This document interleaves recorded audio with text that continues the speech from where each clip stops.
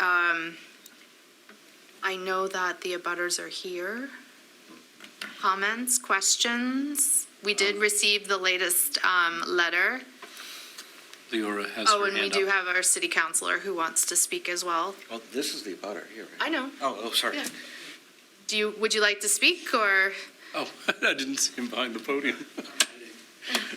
you don't die? I actually wouldn't like to speak, but feel obligated to speak. You did sit through the whole meeting, I did. so you should. This is a learning experience. I mean, everybody should do this. Civic duty. Just to see what goes on, because really, who has a clue as to what goes on with building? And even the other properties, you learn, of course, we're more vested in this one, but you see that there's a common thread that runs through. Maybe Framingham's different, the rules have changed, but same thing, proportion, size, and so on. And that's really the concern. I mean, like you said, you look at the picture, and it looks like that building is kind of the same size, not the same size, but it's going to be quite a bit of a difference, I think, in the height. There are no other buildings in the area that are more than 3 stories. None. Not until you get to downtown, where there's the other apartment building that was built. Across from the police station. Police station, yep.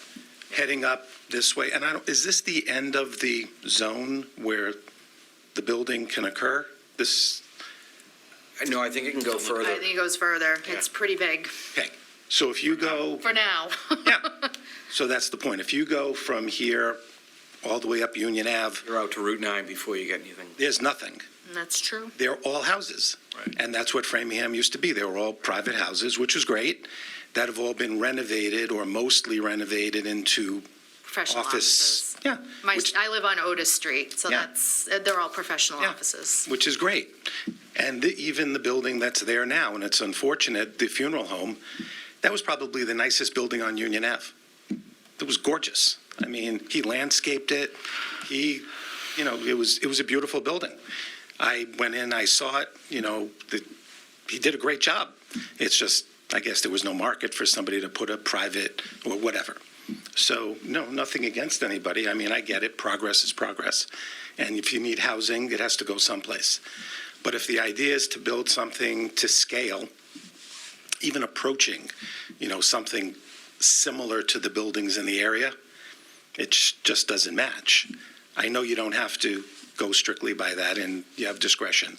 But that's our concern, is that it's not as big as some of the other buildings, but our building is not the smallest. I take offense to that. They're a building. One of the smaller Yes, it was one of the small ones.